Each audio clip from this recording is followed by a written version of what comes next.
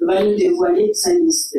Mais avant, signalons juste la présence de quelques membres du staff technique, à savoir Aruna Dekan, Ahmed Ouattara et Samir Amba.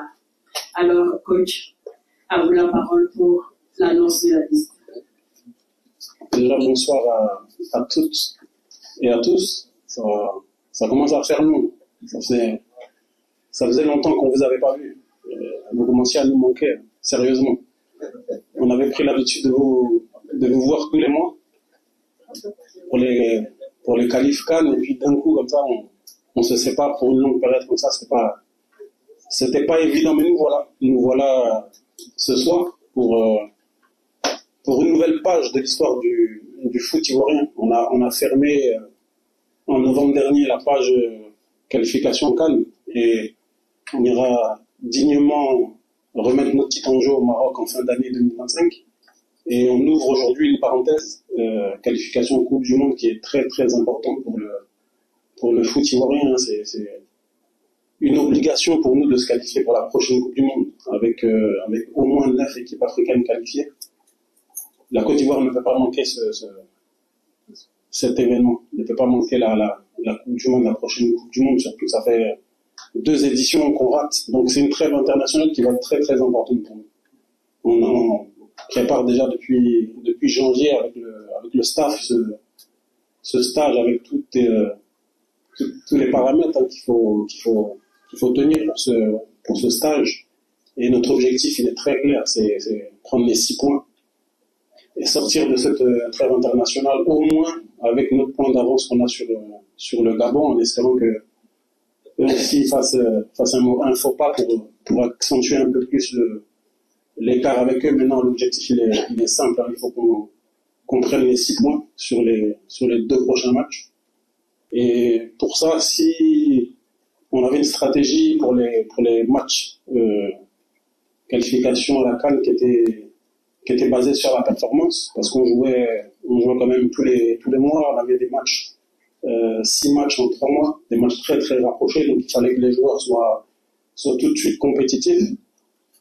Pour cette fenêtre, on est parti sur une autre stratégie. On est parti sur une stratégie où, compte tenu de l'importance de ces 2 matchs, qualif Coupe du Monde, on est parti sur un groupe avec un peu plus de joueurs d'expérience.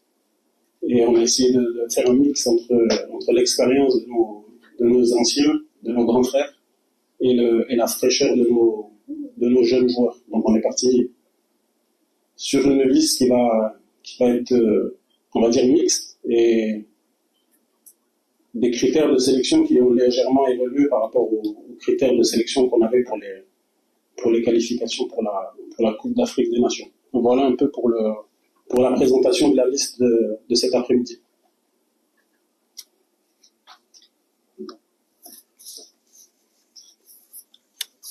Donc ce que vous attendez tous, hein. En sachant qu'on est parti sur 23 joueurs, donc on est sur une trêve internationale FIFA. Et quand c'est trêve internationale FIFA, on a le droit à 23 joueurs, contrairement aux trêves internationales CAF, où on peut aller jusqu'à 25 joueurs. Donc les 23 joueurs pour le stage de mars et les 2 matchs face au Burundi et à la Gambie sont au niveau des gardiens de but, les 3 gardiens. On n'a pas changé les gardiens. On aura notre gardien Yaya Fofana jusqu'au danger. On aura Momo Kone aussi avec lui. Et on aura Badra Sangaré Ali. Voilà pour les 3 gardiens. Au niveau des défenseurs, donc on est parti sur une liste de 8 défenseurs. Emmanuel Agbadou, le petit nouveau Clément Akpa, Willy Bouli, Ousmane Diomandé, Gela Boué, Hassan Kamara, Evan Dika et le dernier défenseur Wilfried Singo. Voilà donc au niveau des défenseurs. On arrive maintenant sur les 5 milieux de terrain. Jean-Eudes Aoulou. Un retour aussi, Jean-Philippe Bamin. Franck Caissier. Un autre tour, Ibrahim Sangaré. Et Ahmed Junior Traoré. Voilà pour les milieux de terrain. On finit avec nos attaquants. Simon Adingra, Bayo Wakoun, Oumar Diakité, Evan Guesson, Jean-Philippe Crasso, Sébastien Allaire et Nicolas Pépé. Voici la liste des 23 joueurs retenus pour le prochain rassemblement de la Côte d'Ivoire. Voilà, merci coach. Alors, la balle est maintenant dans votre camp pour des questions, pour permettre au coach, bien sûr, d'expliquer en long et en large ses choix. Allez-y. Le micro, s'il vous plaît.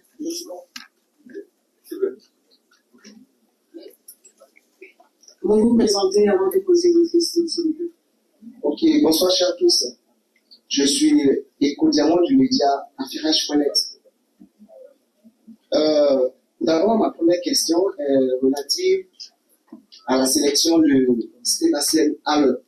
Déjà, vous vraiment prononcer son nom, vous avez tiqué, vous avez vu déjà notre réaction. J'aimerais savoir, il y a à la conférence de presse passée, vous avez eu à dire que vous n'avez pas appelé le Flixa parce que le Flixa n'avait pas assez de temps de jeu pour démontrer ses performances. Mais ici, voici Sébastien Haller, quelqu'un qui vient d'arriver à... Merci de poser votre question, soyez concis. Sébastien Haller qui vient d'arriver à Utrecht, c'est vrai, il est titulaire, mais je pense bien qu'il n'est pas encore à la hauteur. C'est quoi la question, s'il vous plaît? Pourquoi avez-vous sélectionné Sébastien Haller, l'équipe nationale au détriment de ça? Ma deuxième question. Non, s'il vous plaît, on va s'intégrer à ce. Merci. J'ai une deuxième question. Merci. Il y a les autres après, s'il vous plaît. Coach, vous pouvez. Oui, bonsoir. C'est le protocole, hein, c'est une question par journaliste. Je pense qu'il y a beaucoup de vos confrères aussi qui veulent parler. C'est mieux si tout le monde, si un maximum de journalistes peuvent s'exprimer, c'est encore mieux. Après, par rapport à Seb Allaire, bon, peut-être que sur la dernière conférence de presse, j'avais dit certaines choses, mais la conférence de presse de la dernière sélection n'est pas la conférence de presse d'aujourd'hui. Donc, tenez compte d'abord de cette conférence de presse-là et pas de la dernière. Sébastien Allaire, pour vous, il ne mérite pas de venir en sélection. Pour nous, il mérite de venir en sélection. Parce que depuis qu'il a rejoint Utrecht, il enchaîne les matchs, il enchaîne les performances, il a encore marqué hier. Donc, pour nous, et pour le rôle que Sébastien Allaire a dans le groupe, il était tout à fait logique de faire revenir Sébastien Allaire parce qu'il le méritait.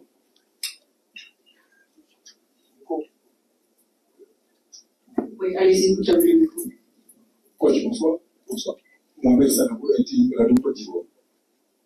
Coach, je veux juste savoir un peu les motivations qui vous animent pour autant, oui. Pardon, sur le Banet. Qui? Banet. J'ai quand même ça, Banet.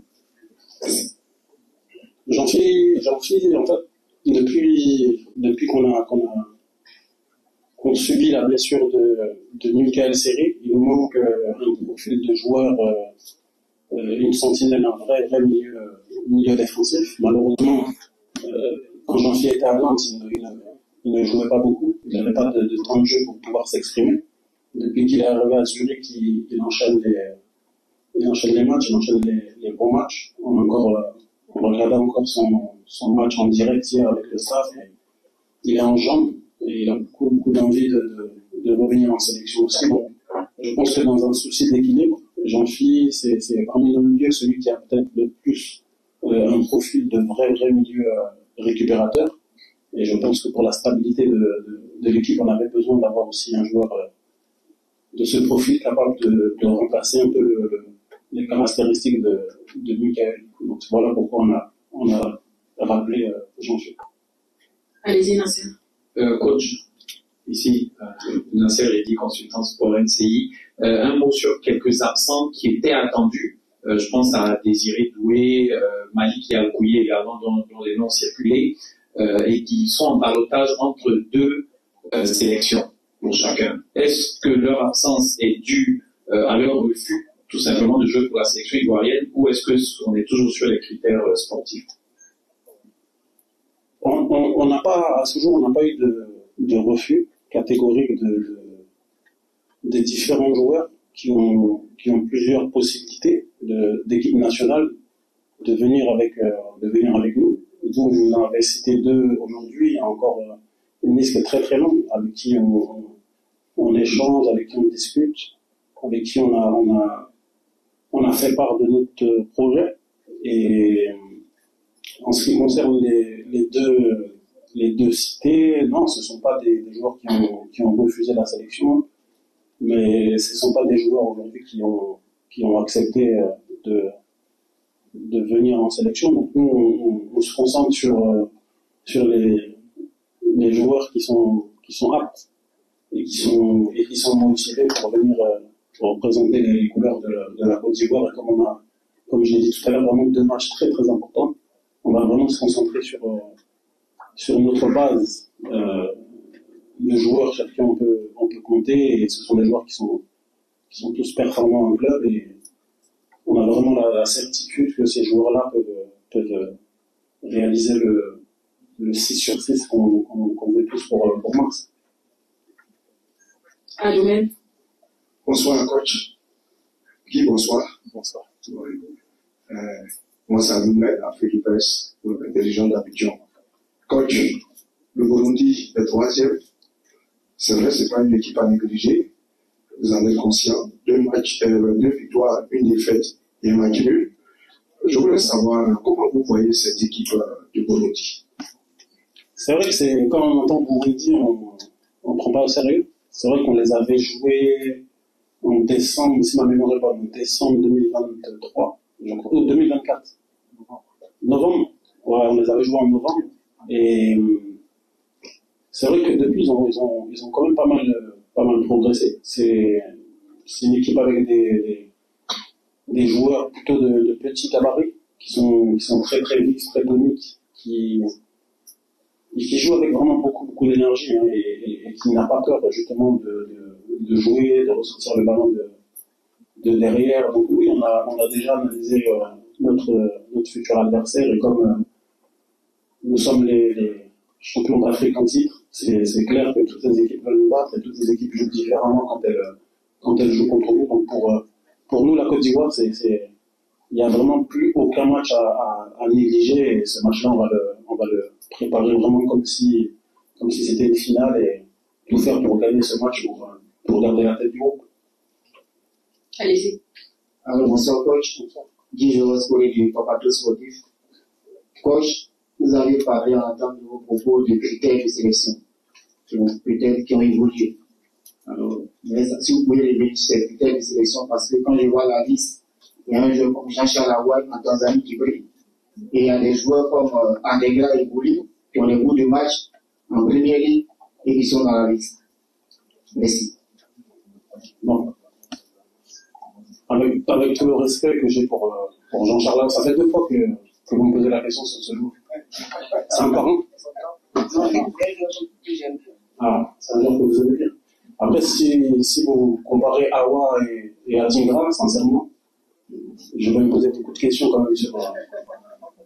Non, c'est vrai que Simon, il connaît une période compliquée à Brighton, mais sincèrement, Simon aujourd'hui, il ne coche pas une seule case de nos critères, c'est les critères de temps de jeu.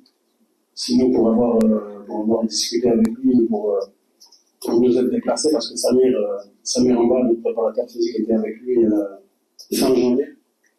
Il a échangé avec les dirigeants, avec la cellule de performance du club de Brighton. Il a regardé les analyses de Simon, et aujourd'hui, il lui manque seulement du temps de jeu en compétition. Simon, il est en forme.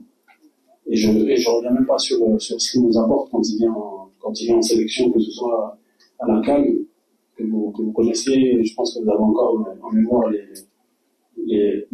performances de Simon, que ce soit même sur le dernier rassemblement où il ouvre